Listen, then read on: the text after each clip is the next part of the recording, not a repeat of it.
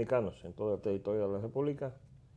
Agenda Nacional pues se prestigia con la presencia del amigo profesor Ciriaco. Así es, así. Porque no, para mí es más que un placer estar con usted, don Leopoldo. No. El placer es mío. Gracias.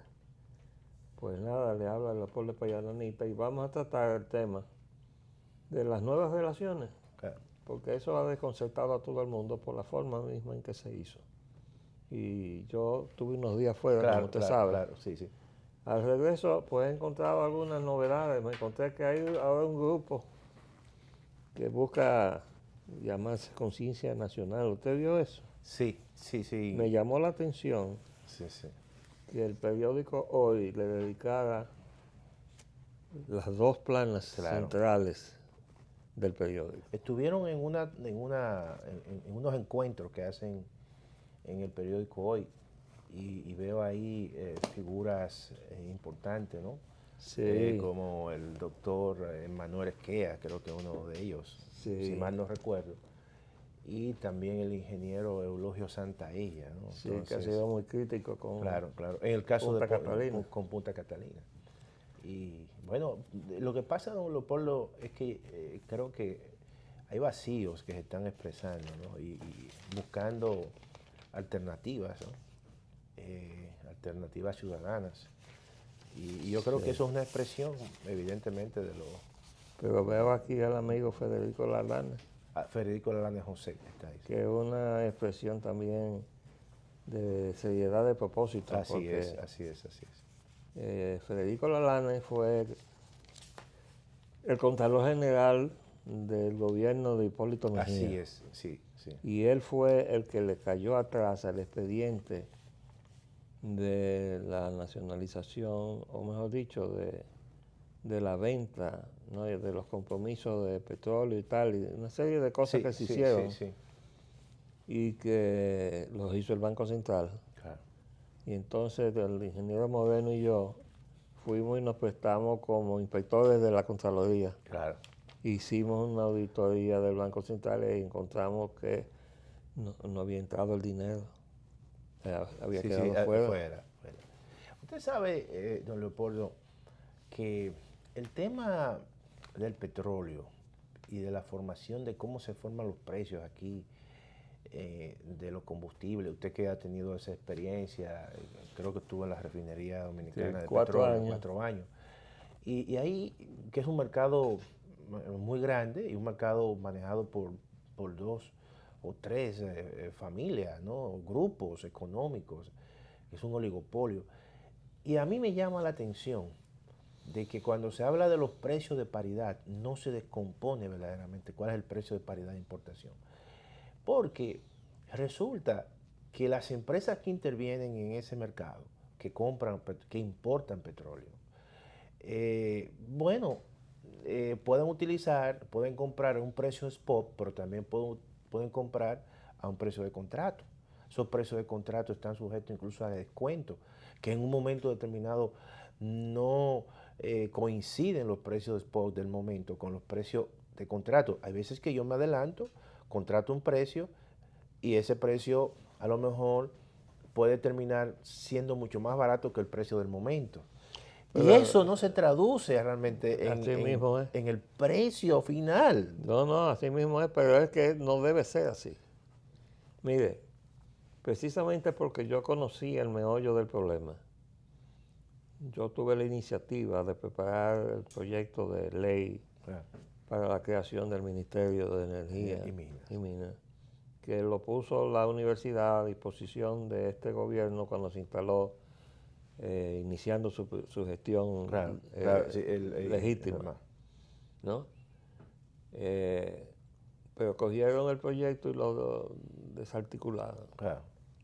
Porque precisamente la característica de ese ministerio era que creaba bajo el control del ministro y en cadena ya directa con el presidente de la República la coordinación de todos los agentes que ahora están dispersos. Claro. Porque se hizo eso precisamente primero para desarmar la estructura del Estado. por aquello de que la globalización Sí, claro. venía desmantelando los estados a diestra y siniestra. Así es. Pero además porque eso facilitaba el que no se pudieran controlar. Y además se podía entregar como si fueran prebendas, que de hecho se constituyen en eso. Entonces, ¿qué pasa? Que ahora, a partir de 1996, 97 para ser preciso, pues hay una serie de gente que importa. ¿Y a qué precio importa? Bueno, depende. Si están comprando, y además la misma legislación está dando una referencia equívoca porque Claro. habla de los precios de bolsa. Y eso no se debe comprar como precio de bolsa, eso debe ser una negociación, que fue lo que se planteaba. Claro. Unificar al Estado como el único comprador, Concentrar las compras. para entonces conseguir mejor Mejor precio. por Así el es. volumen, y además negociar por periodos largos. Se compraba el abasto a 3 meses, a 6 meses, al precio negociado. Viendo el comportamiento del mercado, obviamente. No, y al precio negociado. Claro, claro. O sea, se negocia el precio y se llega a un precio, y todo lo que se suministre a lo largo de ese periodo de 3 meses, o de 5, o de 2 meses, lo que sea, pero no de semana y semana, Claro, claro. pues sencillamente se mantiene estable el Sí, precio. el precio. Y no hay esas Y oscilaciones. entonces no hay ese efecto Sí, claro. de estar bombardeando entonces la estructura económica interna, Claro. productiva de la nación, con cambio del transporte y, en fin, es una situación absurda, pero lo más absurdo de todo es que se tenga como referencia la compra de spot, porque las compras de spot son compras especulativas. No, está sujeto a muchos cambios. O sea, el precio spot es un precio mucho más volátil, vamos a decir, que el precio de un contrato.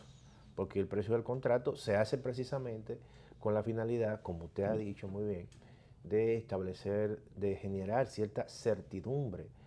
Incluso más. Y estabilidad. Claro, y más cuando hay situaciones como la que están presentes en estos momentos, ¿verdad? En la zona donde el 45% de todo el petróleo que se comercializa en el mundo circula, por ejemplo, por la parte del Medio Oriente, el estrecho de Hormuz, y donde países, por ejemplo, como Irán, con una reserva importante, está sujeto a este tipo de conflictos con países como Estados Unidos, la misma Unión Europea. Todo eso genera cierto nivel de incertidumbre en ese mercado y hace que los precios del momento se puedan disparar, porque el precio spot es el precio del momento. Pero fíjese, ¿qué fue lo primero que hizo China, el Estado? Claro, el Estado, sí, porque Antes como usted ha dicho. Sí, antes de recibir la comitiva norteamericana, que devaluó su moneda. Sí, es verdad. Eso inmediatamente desestabilizó todo el mercado monetario mundial. Así es. Disparó los precios, el valor del dólar para hacia arriba, y con todas las consecuencias que eso podía tener. Pero fíjese lo que está pasando ahora, según lo que yo le escuché anoche a esa conversación. Sí. Resulta que hay toda una red de distribución de combustibles en Estados Unidos que se llama Citgo, Sí, y eso es del Estado venezolano. Entonces parece que han hecho una transición. Lo primero es que de alguna manera, desorientados al fin y al cabo, le hicieron una oferta de venderle a algunos de esos banqueros el negocio de Citgo. Sí. Entonces, imagínese usted cómo lo recibiría eso el gobierno de los Estados Unidos. Y ahora parece que hay alguna transacción que se está haciendo en donde se paga a creencias, o sea, hay un movimiento que inevitablemente involucra a la economía de los Estados Unidos, porque Citgo está en los Estados Unidos. Sí, claro. Bueno, pues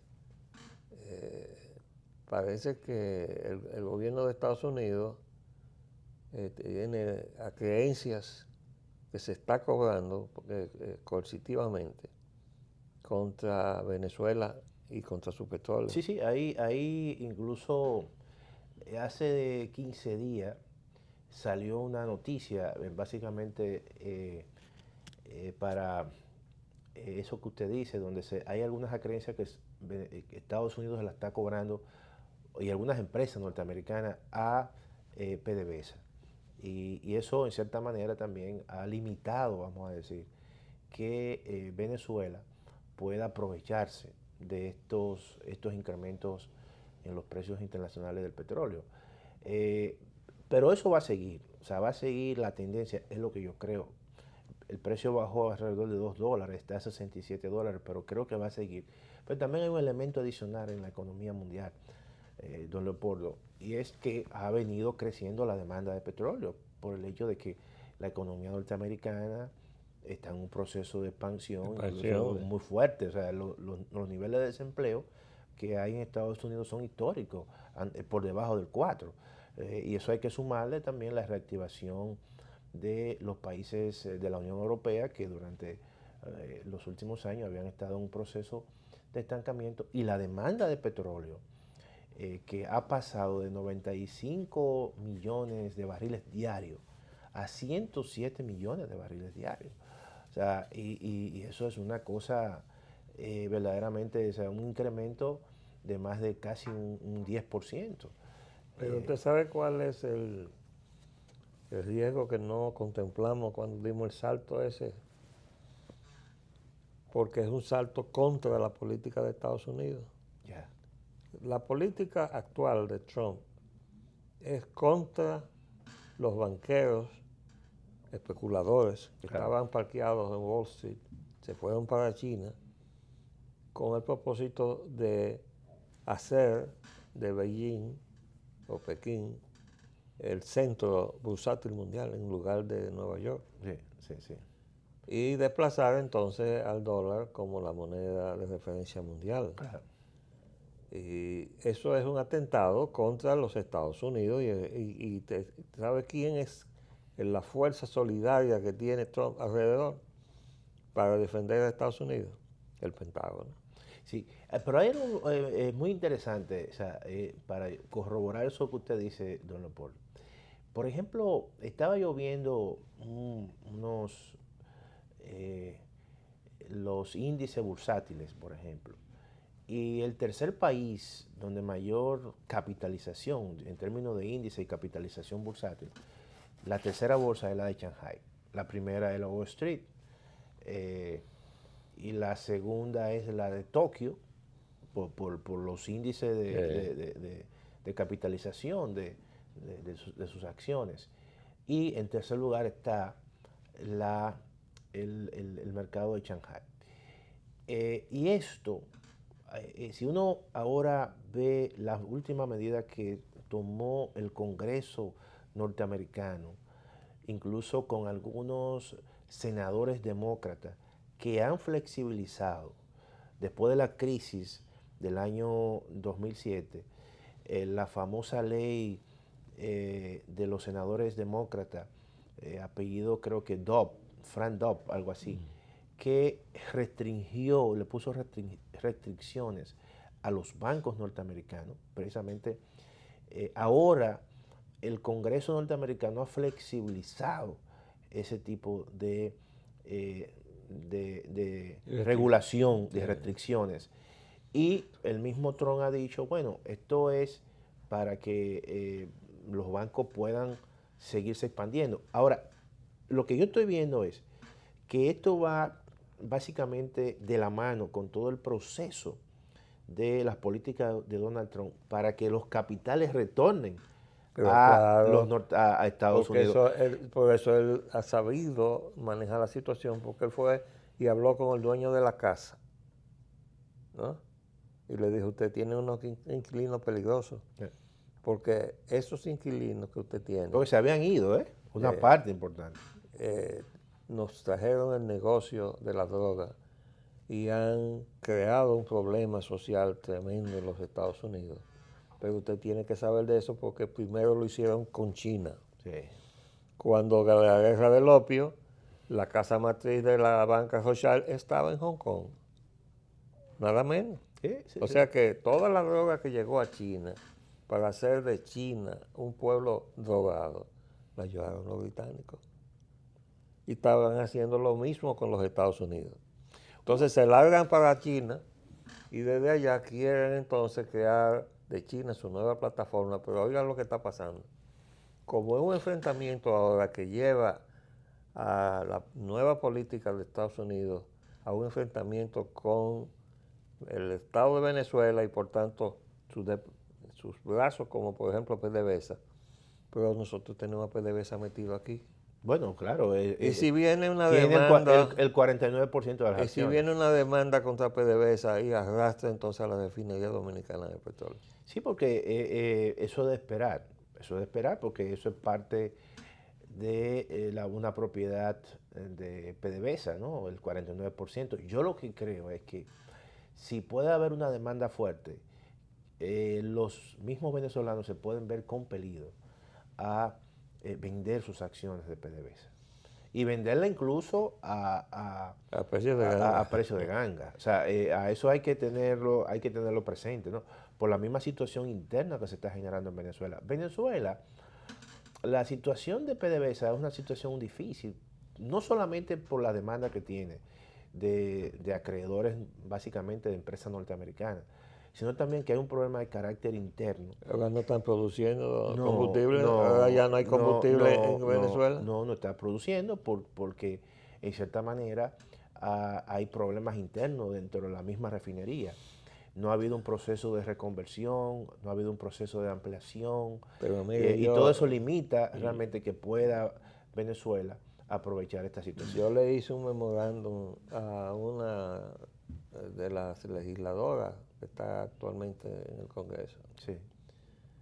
Y les puse la situación precaria y difícil que se puede ver en la refinería dominicana de petróleo si se produce una situación con PDVSA internacionalmente. Claro, claro, claro. Entonces yo le decía, hay que salir de esa presencia que ya no tiene justificación porque la deuda que se tenía casi se ha pagado en su totalidad. No, Lo que queda son centavos. así es. Y además hay que añadirle, don Leopoldo, partiendo incluso de declaraciones del actual administrador de la refinería, que nosotros no lo estamos comprando Hace 3 años. a Venezuela. No, Nosotros lo que es estamos peor, le comprando estamos comprando a Nigeria. a Nigeria. Entonces, Y yo digo, pero mire, vamos a caer en manos entonces del socio viejo. pero déjeme decirle que en Nigeria hay muchas inversiones, por ejemplo, China, o de banqueros, como usted dice, porque es así, hay muchas inversiones. No hay que olvidar que generalmente el principal inversor que hay en África son los chinos, o sea, Sí. y están concentrados en países como Nigeria, porque le interesa el recurso natural, y están diseminados dependiendo de la demanda que tiene China de recursos naturales. O sea que aún así hay un tentáculo importante a través del gobierno Ellos chino. tienen varias concesiones, como sea, yo no sé si está considerada a buen grado o no, pero yo recuerdo, Sí. hace mucho que no hago El ejercicio, la sí, revisión, la revisión. pero había una línea de suministro hacia el Pacífico Yeah. y había otra hacia el Atlántico, y la del Atlántico era Nigeria, y ahí estaba, ¿cómo se llama? La gente que teníamos de socio. La Shell, ¿no? La Shell Sí. estaba, Sí, estaba allí, anglo-holandesa. Sí. Y que estemos comprando ahora la Shell, los productos que nosotros deberíamos estar haciendo, refinando aquí, porque para eso tenemos refinería. Claro. Yo no sé, y quizá usted tiene más información, cuál es la capacidad en estos momentos, ¿verdad? Me imagino que debe ser la misma, porque no había un proceso de ampliación. Pero mire lo que en la acaban de refinería. hacer, han invertido una gran cantidad de dinero, pero es aumentando la capacidad de almacenaje de los productos refinados, lo que quiere decir que la política va a ser importar productos refinados. Ya, ya. Pero eso lo que hace es Pero eso no es castigar económicamente al país. Al país. Es más costoso, ¿verdad? Claro, Claro. porque para eso que se tiene la refinería, para Para, usted comprar el disminuir, producto barato, claro, que es el claro. producto Y sin refinarlo. refinar, y refinarlo aquí. Claro. Pero todo lo estamos haciendo como al revés, amigo Ya. mío. Pero la capacidad de la refinería que tiene, por ejemplo, que me imagino que no ha cambiado desde su instalación, no ha habido un proceso allí, don Leopoldo, de modernización. Y al principio se pensó que con la alianza de PDVSA iba a haber un proceso de inversión. Pero de para ampliación. comenzar fue una alianza inconstitucional, ¿no? Ah, ok. Porque dice la Constitución que los monopolios tienen que estar en manos del Estado. Y ese monopolio no está en manos Y del ese Estado. un monopolio lo que hicimos fue invitar. Claro. Bueno, pero Y ceder, o digo, vender, ¿no? lo que podemos decir para satisfacción de nosotros es que echamos el pleito. Porque Pero yo me pregunto. yo preparé una comunicación que la firmó el entonces rector de la UAS, Sí. García Fermín, donde se le reclamaba tanto al presidente dominicano como al presidente Chávez que se estaba violando la Constitución. Claro, claro. Y de primera intención, pues Chávez echó para atrás, pero se insistió hasta que se dio y vino y se metió aquí a violar la Constitución dominicana. Pero la realidad es que no se ha hecho un proceso de ampliación No, desde la en creación de absoluto. entonces, evidentemente, o sea, no hay forma de que la República Dominicana pueda tener economía de escala con respecto al proceso de refinación. Lo que va a hacer es importar, y eso es un proceso mucho más costoso, ¿no? Para No, y consumidor importar el producto más costoso. Porque la refinación es el para refinado, eso. Claro. Pero bueno, como siempre, nuestro tiempo se nos hace corto para... Sí, así es, así es. Pero muchas gracias por venir. Siempre, don Leopoldo, a su disposición. Señores, seguiremos con estos temas porque hay muchas cosas que andan volando, ¿no? Al revés en la economía de la República Dominicana. Les habla Leopoldo Espaillat Lanita. Hasta luego.